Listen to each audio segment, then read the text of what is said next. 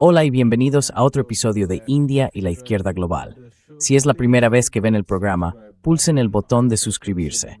También pueden hacerse miembros de YouTube, mecenas o donar una pequeña cantidad usando el enlace de la caja de descripción. Sin más preámbulos, demos la bienvenida a nuestro invitado de esta noche, Larry Johnson. Larry fue analista de la CIA y es un reconocido comentarista político. Larry, bienvenido de nuevo a India y la Izquierda Global. Grace, Mallory, Sí, quiero empezar por Irán y luego ampliar la perspectiva a otras áreas. Así que quizá podría darnos desmonta en el que ya lo sent entre los houses foros, Irán. The U.S. and Iran at this moment? Well, there's, let's call it a stalemate. Bueno, hay, llamémoslo así, un estancamiento que favorece a Irán. A pesar de las afirmaciones de Trump de que el estrecho de Hormuz está abierto, no lo está. Sigue bajo el control de Irán. Ahora bien, Estados Unidos puede bloquear algunos de los envíos de petróleo iraní que salen de allí. No todos, pero algunos. Y las acciones de Estados Unidos están debilitando aún más la economía mundial, porque están alterando lo que sería el flujo normal del tráfico. Irán está bastante dispuesto a dejar pasar a los barcos, tanto para entrar como para salir del estrecho de Hormuz, siempre que sigan lo que se denomina los protocolos de la autoridad del estrecho del Golfo Pérsico. Cada barco tiene que registrar el nombre del capitán, el nombre del buque, el propietario del buque, el destino del buque, la carga a bordo y las nacionalidades de los miembros de la tripulación.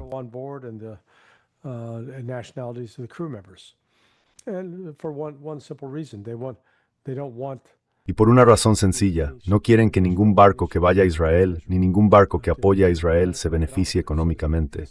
Así que es un bloqueo económico iraní contra Israel. De eso se trata, en última instancia. Y el cierre del estrecho de Hormuz está causando graves daños a la economía mundial. Y no es, ya saben, incluso el secretario del Tesoro de Estados Unidos, Scott Bessent, se equivoca al afirmar que en realidad se trata del petróleo y que, encontraremos la manera de sortearlo. Vamos a construir oleoductos y eso hará que Irán sea irrelevante. Todo lo contrario. Puede que logren desviar parte del petróleo por oleoductos, que además siguen siendo vulnerables a los ataques. Pero eso ignora el papel de la urea, el azufre, el helio y el gas natural licuado, todos ellos fuentes de suministro muy importantes para la economía mundial.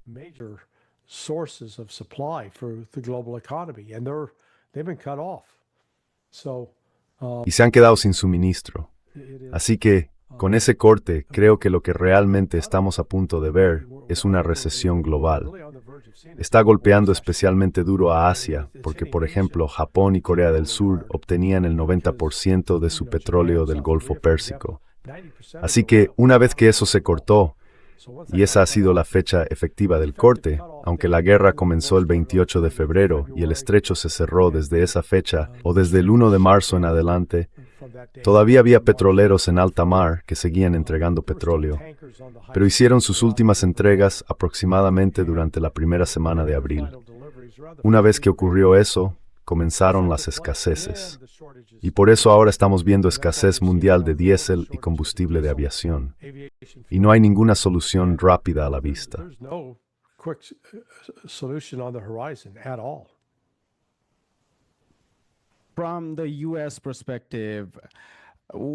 Desde la perspectiva de Estados Unidos, ¿qué incentivos hay para mantener esta guerra o cuáles son las causas de la incapacidad para ponerle fin, teniendo en cuenta lo impopular que es esta guerra dentro de Estados Unidos y el enorme daño económico que está sufriendo el país junto con el daño a la economía mundial? ¿Qué está impidiendo que Estados Unidos salga de la guerra?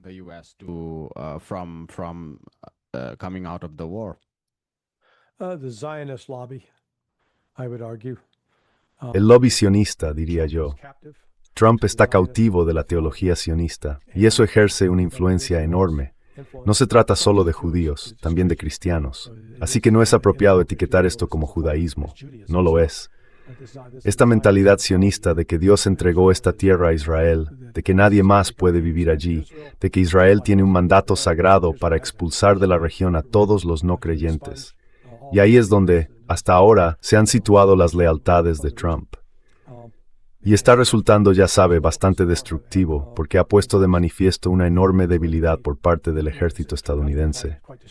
Ha revelado que suministros críticos han sido, quiero decir, los sistemas de armamento se han agotado, y las perspectivas de reponerlos son prácticamente nulas, porque dependen de minerales de tierras raras que proceden de China.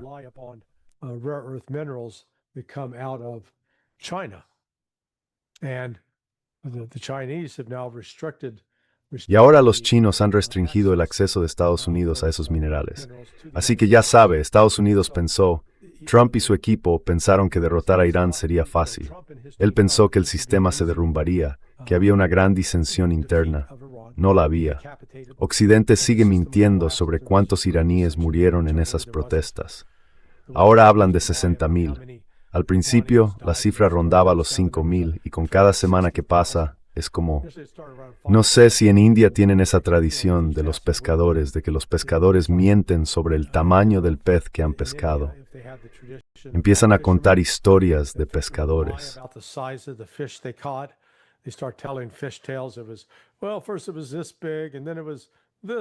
Pues primero era así de grande, luego así de grande y después así de grande. Y ya sabes, va creciendo cada vez que se cuenta. Eso es Trump y las bajas que supuestamente infligió el gobierno iraní. Así que ya sabes, no creo que Estados Unidos pensara a fondo qué ocurriría si lanzábamos este ataque. ¿Qué iba a hacerle a los mercados económicos mundiales? No creo que llegaran a tenerlo plenamente en cuenta. No lo contemplaron. Y ahora están prestando atención. No, el mundo está preparado. Yo sostengo que es en medio de una recesión mundial. Y la cuestión es, sobre si never dicen sin debra auson. Will this recession convert and become a depression? And Larry, how would you describe the current state of Y Larry, ¿cómo describirías el estado actual de la relación entre Estados Unidos e Israel?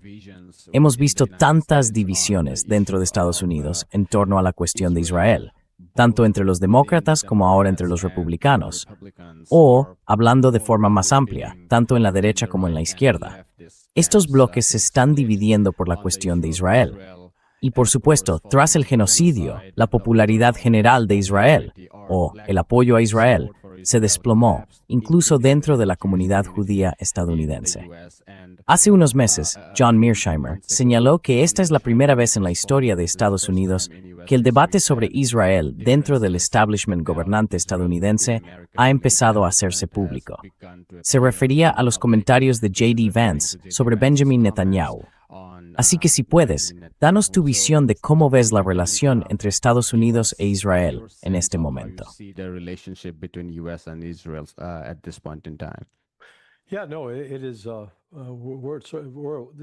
Sí, no, este ha sido un momento decisivo.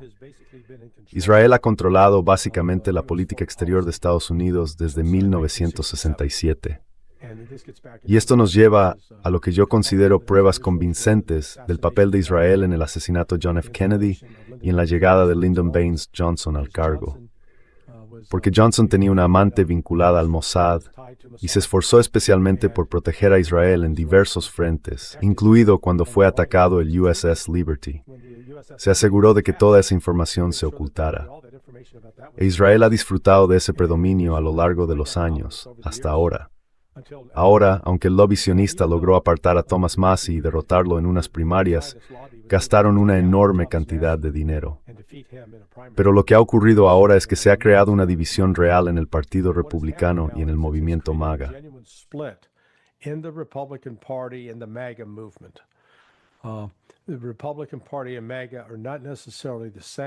El Partido Republicano y MAGA no son necesariamente lo mismo. Hay cierta coincidencia, pero hay personas dentro del Partido Republicano que también están en el movimiento MAGA y que se han distanciado. Por ejemplo, el viernes pasado tuve una conversación con Mark McCloskey. Mark y su mujer se hicieron algo famosos o infames o adquirieron notoriedad durante las protestas de Black Lives Matter en San Luis, hace 7 u 8 años. Les grabaron de pie delante de su casa. Él sostenía un rifle automático, un M4 o una AR-15, y su mujer llevaba una pistola, mientras estos manifestantes asaltaban su casa. Lo menciono porque dirigió la campaña política de Donald Trump en Pensilvania en las elecciones de 2016. Así que estamos hablando de alguien que estaba directamente en la órbita de Trump y que era ferozmente leal a Donald Trump. Ahora ya no. Was fiercely loyal to Donald Trump. Not now.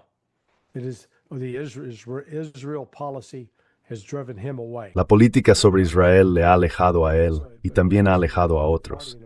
Así que realmente coloca al Partido Republicano en una situación que he comparado, puede que tenga algunos paralelismos, con 1854, cuando Stephen Douglas aprobó la ley Kansas-Nebraska, que básicamente trataba de anular lo que entonces se conocía como el Compromiso de Missouri. En esencia, decía que no habría más esclavitud en esos estados que se estaban creando a partir de la compra de Luisiana. Bueno, eso desató una tormenta de fuego dentro del partido dominante de la época, que era el partido Whig. Estaban los demócratas de Andrew Jackson y el partido Whig. Franklin Pierce fue uno de los implicados. Como resultado de aquello surgió el Partido Republicano. Antes no existía. Y la cuestión que dividía era la esclavitud. And the dividing issue was one of slavery. Well, now the dividing issue is, are we going to put Israel? Bueno, ahora la cuestión que divide es esta. And you've got a ¿Vamos a poner a Israel primero o vamos a poner a Estados Unidos primero? Y hay una división muy clara. Vimos una especie de comienzo de eso con una foto que apareció en Internet la semana pasada. Tucker Carlson, Thomas Massie, Marjorie Taylor Greene, Joe Kent. Los rumores sobre la formación de un nuevo tercer partido, una alternativa al Partido Republicano. Y dependerá de lo mal que les vayan las cosas a los republicanos en las elecciones de noviembre para determinar si eso realmente se convierte en una opción viable. Creo que una de las incógnitas es si el movimiento socialista demócrata va a asustar a suficientes republicanos como para que vuelvan a salir a votar por el republicano que no les gusta, en lugar de dejar que un socialista tome el control. Así que ese es otro factor desconocido en todo este cálculo. another unknown factor in this whole calculation. Yeah, and what is your sense? Sí, ¿y hasta cuándo cree que Israel seguirá beneficiándose de la influencia que ha tenido en la política estadounidense? ¿Cuál es su opinión? What is your speculation? Yeah, no, I think it's coming to an end. Sí, no, creo que está llegando a su fin. Ya no hay una garantía. Creo que harán falta estas elecciones de noviembre para enviar por fin el mensaje de que esa presa se ha roto. Porque los israelíes han reconocido las limitaciones de AIPAC y ahora han intentado entrar en el terreno de las redes sociales. Pero en las redes sociales, ya sabes, no pueden luchar contra las imágenes de niños muertos, de los bebés que están matando en Gaza y en Cisjordania.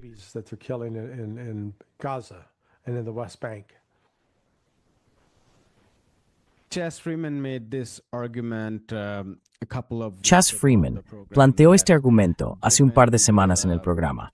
Dadas las vulnerabilidades a las que se enfrentan las bases estadounidenses en la región, irónicamente, Estados Unidos podría depender ahora más de Israel para sus objetivos militares en la zona, a medida que sus bases tienen que replegarse cada vez más hacia Israel. ¿Qué opina de esta mayor dependencia del complejo militar industrial estadounidense respecto a Israel? Ya sea por tener que venderle cada vez más armas para mantener sus beneficios o para defender sus activos físicos en Asia Occidental.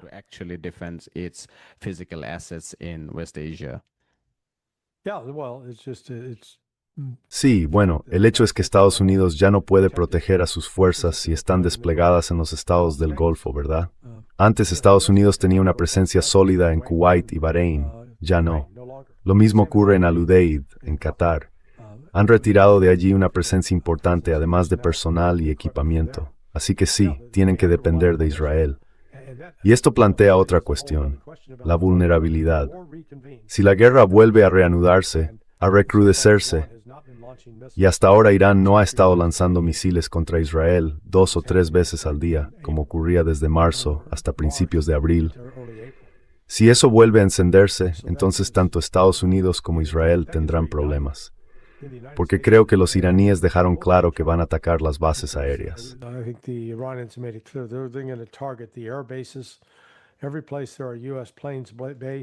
En todos los lugares donde haya aviones estadounidenses estacionados, van a volarlos por los aires. Así que Estados Unidos está en una posición muy vulnerable. E Israel, ya sabe, Bibi Netanyahu está diciendo muchas cosas disparatadas ahora mismo. Es temporada electoral. Se entiende por qué. Como los políticos en campaña dirán cosas escandalosas e incorrectas, mentirán. Pero Bibi, ahora mismo, está intentando presentarse como alguien que se enfrenta a Estados Unidos. Y no voy a dejar que nos obliguen a aceptar una solución de 2 estados, ese tipo de cosas. Y hasta ahora Trump se lo está permitiendo. Veremos si eso continúa. You mentioned about Iran not attacking Israel. Ha mencionado que Irán no atacaba directamente a Israel con la intensidad con la que lo estaba haciendo en algún momento. Pero me sigo preguntando si podría comentar una observación más amplia que ha hecho mucha gente y que quizá resulte desconcertante, que Israel no ha sido un objetivo importante de los ataques iraníes. Ahora bien, sea esto cierto o no, porque se basa en gran medida en la cobertura generalista de la guerra, en comparación con los ataques iraníes contra los estados del Golfo, Israel no ha sufrido tantos ataques, sea verdad o no. Y si lo fuera, ¿cómo describiría esta estrategia?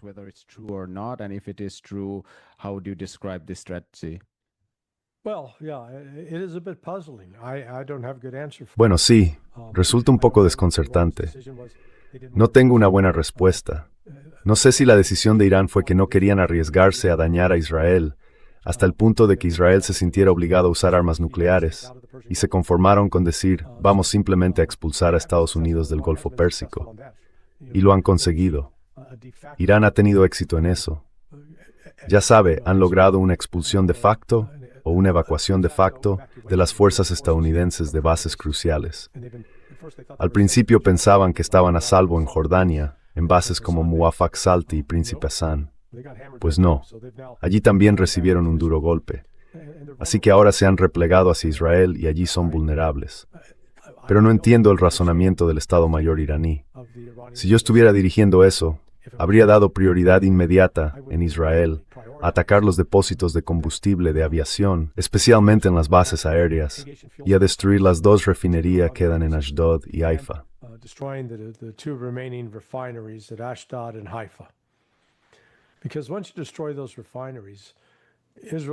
Porque una vez que destruyes esas refinerías, Israel acaba dependiendo de las importaciones de diésel y combustible de aviación.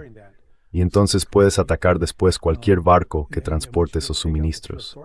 Y una vez que inutilizas los depósitos de almacenamiento de combustible, no tienen combustible que puedan usar para seguir desplazando aviones y reabasteciéndolos.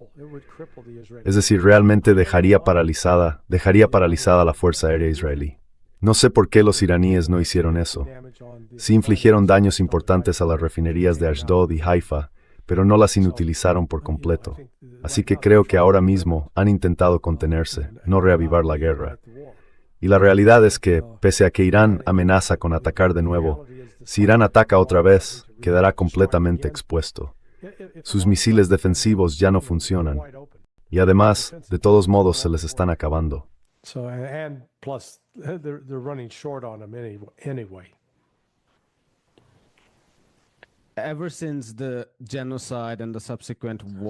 Desde el genocidio y la posterior guerra contra Irán, se han hecho muchos análisis sobre el futuro de la política de los países del Golfo hacia Irán y hacia Israel. ¿Cuál es el equilibrio? ¿A quién se considera la principal amenaza? Y por supuesto, esta guerra ha puesto de manifiesto las vulnerabilidades de estos estados al depender de la protección que ofrece el paraguas de Estados Unidos. Al mismo tiempo, existe desconfianza hacia Irán, dado el ataque iraní contra las bases estadounidenses. Pero al estar esas bases alojadas en estos países, ellos también han sido objetivo de esos ataques. Así que se ha analizado mucho cómo van a equilibrar estas relaciones en el futuro. Y en medio de todo esto, hemos visto el pacto de defensa entre Pakistán, Turquía y Arabia Saudí. Me pregunto cuál es su interpretación sobre hacia quién va dirigido, hacia Irán o hacia Israel, y cuál cree que será, probablemente, el alcance de este pacto de defensa. Okay, so De acuerdo, para abordar eso quiero hacerte un par de preguntas. Son personales, pero ¿eres musulmán? are you Muslim? No, Okay, so because if you De acuerdo, porque si lo fueras, mi siguiente pregunta iba a ser, ¿qué crees que significó que ese tratado, ese pacto, se firmara en la Meca en vez de en Riad? that pact ¿Crees que fue algo significativo? opposed to Riyadh, do you think that was significant?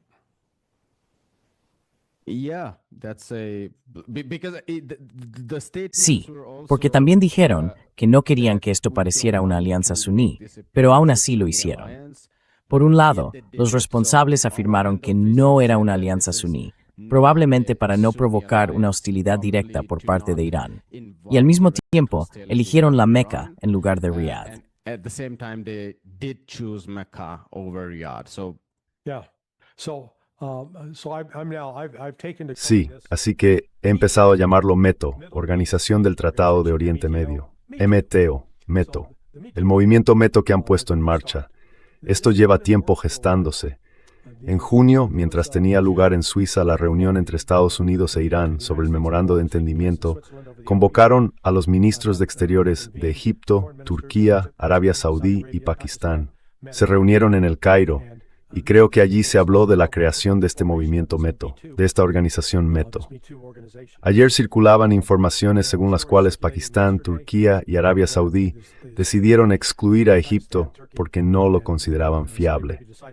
Se veía a Egipto como un país dispuesto a vender información a Estados Unidos y a revelar, en cierto modo, funcionamiento interno. and expose sort of the internal workings. Now, we know that the Saudis already had Ahora bien, sabemos que los saudíes ya tenían un pacto de defensa con Pakistán. Según se ha informado, se firmó el pasado septiembre y establecía que un ataque contra los saudíes se consideraría un ataque contra Pakistán.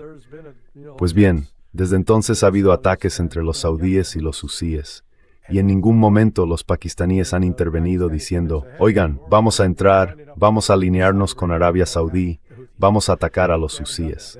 No lo han hecho. Y desde que se firmó este acuerdo, que creo que fue el viernes pasado, puede que fuera el jueves, ha habido nuevos ataques de los husíes y del Frente de Milicias Populares en Irak contra objetivos dentro de Arabia Saudí. Y de nuevo, ni los turcos ni los pakistaníes se han levantado para decir, oigan, esto viola ese acuerdo. This violates that agreement. We're going to fight now on behalf of Saudi Arabia. Ahora vamos a luchar en nombre de Arabia Saudí. Así que para mí eso indica que se trata de una auténtica unión de guerra por el Islam, no solo suní, sino también chií. Y hemos recibido algunas señales de ello en dos comentarios distintos. Uno de Arachi, el ministro de Exteriores, y otro creo de Ismail Baghaei o de alguien vinculado a Ghalibaf, el presidente del Parlamento. Todos acogieron favorablemente este acuerdo. Así que lo ven como la culminación de lo que pidieron Vladimir Putin y después el ministro de Exteriores chino, Wang Yi. Putin lo dijo el 27 de abril, tras una reunión con el ministro de Exteriores Arachi, y Wang Yi lo dijo una semana después, tras reunirse con Arachi en Pekín. Tanto Putin como los chinos pidieron una nueva arquitectura de seguridad. And the Chinese called for a new security architecture. So this, let's call it what the Turks. Así que esto, llamémoslo por su nombre, lo que hicieron los turcos, los saudíes y los pakistaníes fue sentar las bases de una nueva arquitectura de seguridad que irá desarrollándose de naturaleza islámica y no supeditada a Occidente. Ahora, especialmente en el caso de Turquía, esto la coloca en una posición interesante. En este momento, Turquía se ha enfrentado a amenazas verbales por parte de Israel. Israel no ha ocultado que una vez que se ocupe de Irán, irá a por Turquía. Si eres Turquía, tienes que plantearte la pregunta, bueno, formamos parte de la OTAN, así que si Israel nos ataca, la OTAN se alineará para protegernos de Israel, ¿no? Y creo que han llegado correctamente a la conclusión de que no. No lo harán. Te venderán en un abrir y cerrar de ojos. Así que al formar esta alianza con los saudíes y los pakistaníes, los turcos han adquirido de hecho una capacidad de armamento nuclear.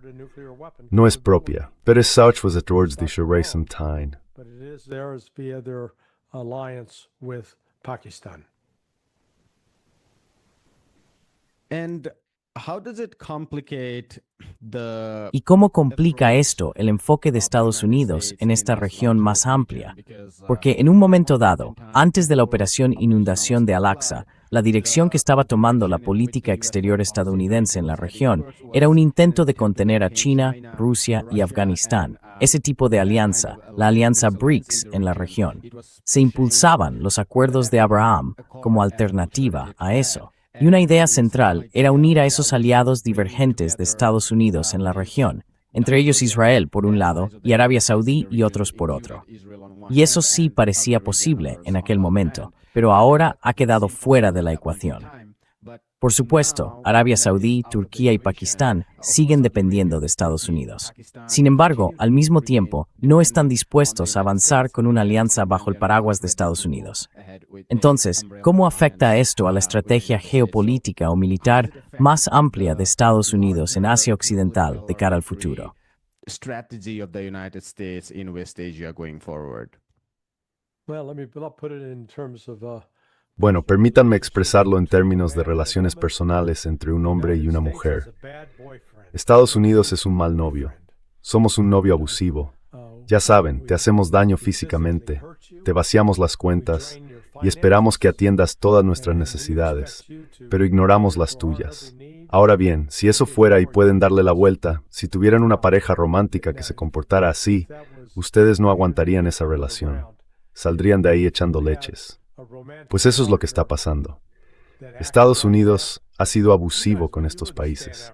Por un lado decimos, oye, tenéis que comprar nuestros bonos del Tesoro estadounidense, tenéis que financiar nuestra deuda para que podamos gastar lo que queramos sin preocuparnos realmente de devolverlo. Y al mismo tiempo, tenéis que comprar nuestras armas de mierda.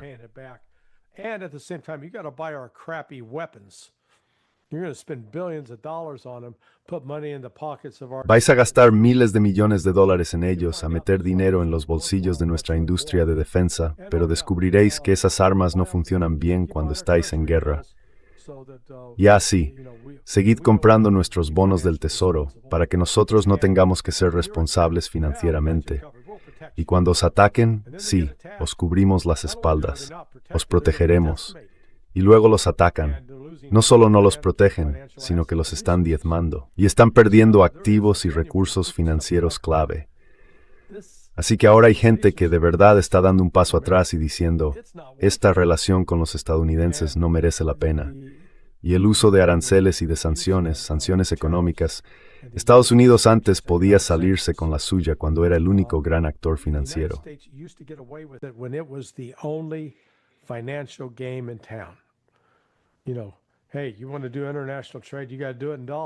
Bueno, si quieres hacer comercio internacional, tienes que hacerlo en dólares. Tienes que conseguir esos dólares. No hay alternativa. Ahora sí la hay. La moneda china, bonos chinos respaldados por oro. Y los chinos incluso han creado un gran sistema de pagos interbancarios transfronterizos, conocido como SIPS, que es digital. Así que a diferencia del sistema SWIFT, que es analógico, que básicamente se basa en correos electrónicos que se pierden en el spam y a veces no ocurre nada durante días, SIPS lo hace posible en segundos. Es una combinación de este nuevo orden financiero internacional emergente, del derrumbe del viejo petrodólar estadounidense y de la hegemonía económica de Estados Unidos, lo que está empezando a cambiar el mundo. Y ya sabes, cuando se produce un cambio tan profundo, siempre es disruptivo y conlleva cierto dolor.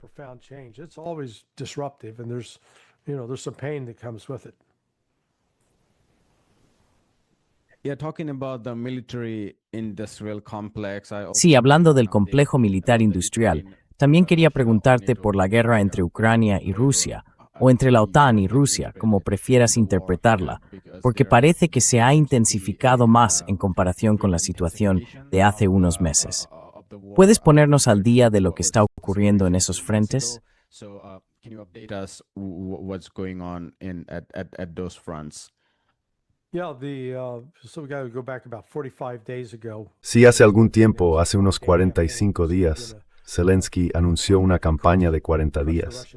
Básicamente iban a intentar hundir la economía rusa y generar tanta agitación interna que Putin fuera derrocado.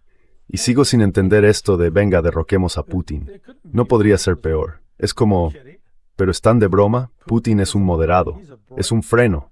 De verdad, es una contención viva frente a algunas personas en Rusia que quieren ser mucho más agresivas y mucho más destructivas contra Ucrania y Occidente. Vimos un paralelo de esto con Irán, donde mataron al ayatolá Ali Khamenei, mataron a Ali Larijani. They killed Ali Larijani. Khamenei was the one that was preventing the building of a nuclear. Khamenei era quien impedía la construcción de un arma nuclear. Larijani era quien defendía las negociaciones con Occidente.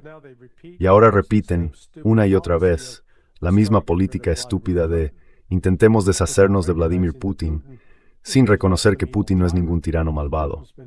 Putin ha estado intentando llegar a un acuerdo con Occidente, ya saben, seguir una vía no militar. Pero como resultado de esos ataques, algunos ataques importantes contra infraestructuras civiles y de la muerte de un grupo de chicas, unas 20 chicas en una universidad del Donbass, los rusos se han quitado los guantes. The Russians have taken the gloves off. So they have begun strikes in Kiev that are Así que han empezado ataques en Kiev a diario, múltiples misiles, múltiples drones e incluso bombas FAB que están destruyendo fábricas e infraestructuras críticas. Han paralizado todo el tráfico marítimo de entrada y salida de Odessa y Nikolaev. Así que Ucrania está ahora aislada económicamente. Se ha convertido en una isla a la que nadie puede llegar. Todo lo que quieran importar tiene que cruzar la frontera desde Rumanía, Polonia o Hungría. Y luego sobre el terreno, en términos de operaciones militares, los rusos avanzan a gran velocidad. Siguen adelante, capturan cada vez más territorio y los ucranianos están en retirada. Y esto se convierte en desastre para Ucrania. This is turning into a debacle for Ukraine. How do you describe, Larry, ¿Cómo explicas, Larry, la duración de esta guerra? Y no te lo pregunto porque los medios generalistas al comienzo de la guerra dijeran aquello de que Ucrania o la OTAN estaban arrasando a Rusia. Pero después, cuando Rusia tomó la delantera, la mayoría de las personas que hemos tenido en esta plataforma, John Mearsheimer, Jeffrey Sachs, tú mismo, Scott Ritter y otros, decíais que esto iba a terminar para el invierno de 2024. Y bueno, se dieron distintos plazos. Todos parecías muy seguros de ello. Y sin embargo, estamos viendo que la guerra continúa. ¿Hay algo relacionado con la OTAN que no hayáis tenido en cuenta? ¿O se trata de una estrategia diferente dentro de Rusia? Probablemente, como mencionaste, Putin ha puesto al mando a quienes tienen una postura más belicista respecto a Ucrania. ¿Es una diferencia de estrategia dentro de Rusia lo que puede explicar esta especie de prolongación de la guerra?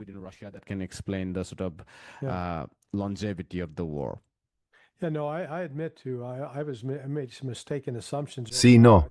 Admito que al principio hice algunas suposiciones equivocadas. Pensé primero que Rusia tenía desplegada una fuerza militar mucho mayor y que iba a seguir una estrategia más agresiva. Pero ya sabe, lo que han hecho es que sus objetivos realmente no han cambiado bajo lo que se calificó como una operación militar especial. Eso significaba que no hubo una movilización total de la sociedad rusa. La economía rusa no se vio obligada a quedar en segundo plano ante el esfuerzo bélico. Los rusos cambiaron sus tácticas y su enfoque. De hecho, al principio su estrategia funcionó. Iban ganando, porque su objetivo era, vamos a entrar con fuerza suficiente.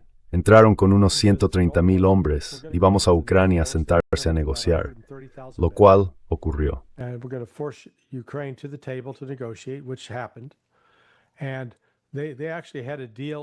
Y de hecho, tenían un acuerdo listo para firmar, un acuerdo. Y entonces fueron los Estados Unidos quienes lo sabotearon. Así que una vez que se produjo ese sabotaje, a finales de abril, principios de mayo, cambió por completo la naturaleza de la guerra. Pasó por un par de fases, pero en ningún momento Rusia sintió la necesidad de llevar a cabo una movilización masiva. y siguieron comprometidos con librar una guerra de desgaste contra Ucrania para desmilitarizarla. Con ese fin, evitaron operaciones de combate que habrían puesto en riesgo a muchas de sus propias tropas. A pesar de las afirmaciones de los ucranianos de que están matando a más de 1 millón de rusos, no. Los rusos han matado a más de 1 millón de ucranianos, y las redes sociales respaldan esa afirmación.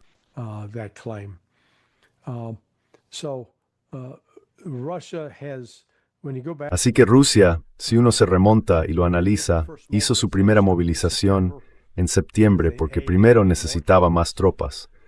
A varios soldados profesionales que ya estaban en activo se les acabaron los contratos y se fueron. Y cuando incorporas a 300,000, eran 300,000 reservistas. No necesitaban tanto tiempo de preparación para estar listos e ir al frente.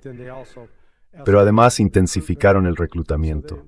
Han estado reclutando de media unos 40,000 soldados nuevos al mes. Ya llevan más de 200,000 en la primera mitad de 2026 y conseguirán otros, ya sabe, 200,000 de aquí a final de año. Putin ha autorizado, con el tiempo, la expansión, el aumento del tamaño del ejército. Su fuerza total efectiva ahora es de alrededor de 1.600.000. En 2022 era de unos 800,000. Is about 1.6 million. In 2022, it was about 800,000. So they've almost doubled the size of the. Así que casi han duplicado el tamaño del personal militar disponible en servicio activo. Ahora bien, tienen enormes reservas a las que podrían recurrir, pero eso exigiría una guerra y no las han activado.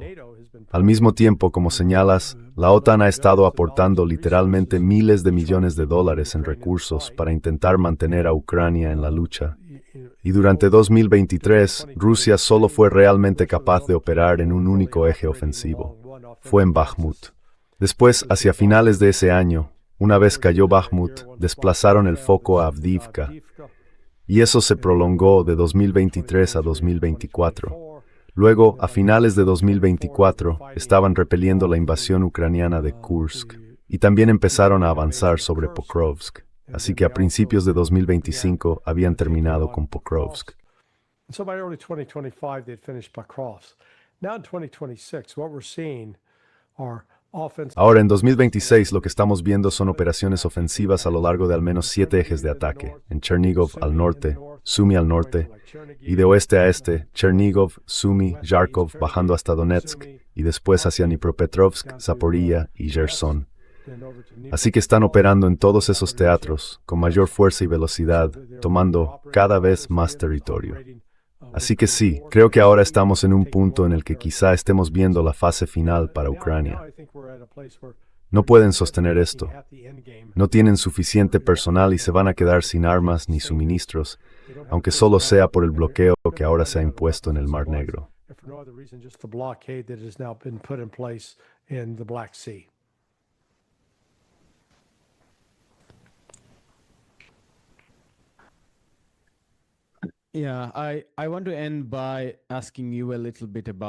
Quiero terminar preguntándole un poco sobre Palestina.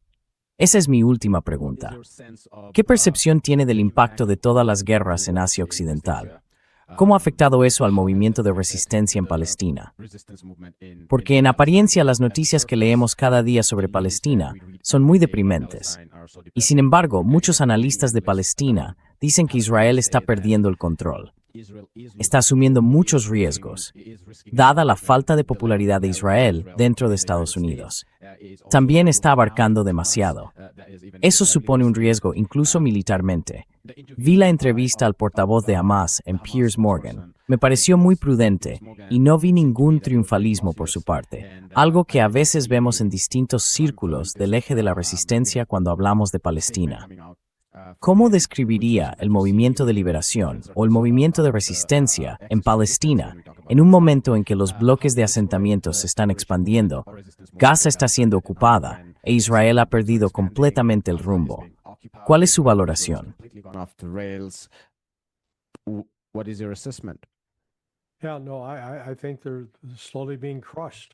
Sí, no, creo que los están aplastando poco a poco. Y lo único que impediría esto sería que la comunidad árabe y persa, básicamente que la comunidad musulmana, por encima de las nacionalidades, se uniera. Aunque en realidad no debería ser solo la comunidad musulmana, también debería ser la comunidad cristiana, porque Israel está asesinando a cristianos, no solo a musulmanes, para ponerle fin a esto. Es decir, lo confieso, en secreto espero que de algún modo la guerra continúe para que la capacidad militar de Israel quede destruida, para que ya no pueda seguir asesinando al pueblo palestino como lo ha estado haciendo. Y este sionismo pernicioso, esta noción tóxica de que algún ser mágico, místico, espiritual, eligió a estas personas diciendo, oh, sois la mejor gente del mundo porque yo soy Dios y lo digo yo, y por tanto podéis tomar cualquier tierra, robar, matar, asesinar y violar.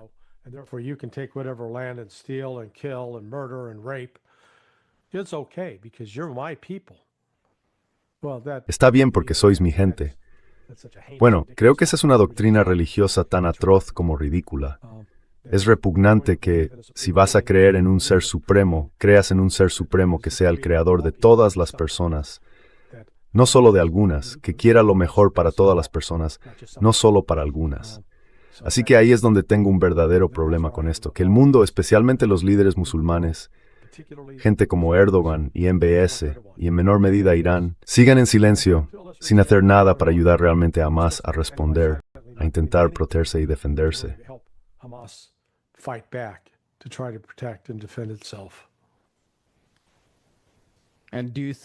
¿Y cree que temen la respuesta estadounidense si se muestran más contundentes contra Israel por lo que está haciendo en Palestina? No. Sí, creo que hasta cierto punto sí, pero tienen que superar ese miedo. Tienen que reconocer que los grandes y poderosos, que los omnipotentes Estados Unidos no son tan omnipotentes. Tienen pies de barro, tienen debilidades, y desde luego son limitados en lo que pueden hacer para proteger a esos países. Bueno, lo dejamos aquí. Larry, muchas gracias por tu tiempo. Te lo agradezco. De acuerdo, Jatishman, Derek, a great girl. Hi, my name is Ayushman. Hola, me llamo Ayushman. Junto con Jyotishman, he puesto en marcha esta plataforma. Durante los últimos 2 años hemos intentado crear contenido para las fuerzas de izquierda y progresistas. Hasta ahora hemos entrevistado a economistas, historiadores, comentaristas políticos y activistas. Si os ha gustado nuestro contenido hasta ahora y queréis que construyamos un archivo para la izquierda, tengo 2 peticiones. Por favor, considerad hacer una donación por la causa. El enlace está en la descripción de abajo. Y si no podéis hacerlo, no os sintáis mal. Siempre podéis dar me gusta a nuestros vídeos y compartirlos con vuestros camaradas. Por último, no olvidéis pulsar el botón de suscribirse. Don't forget to hit the subscribe button.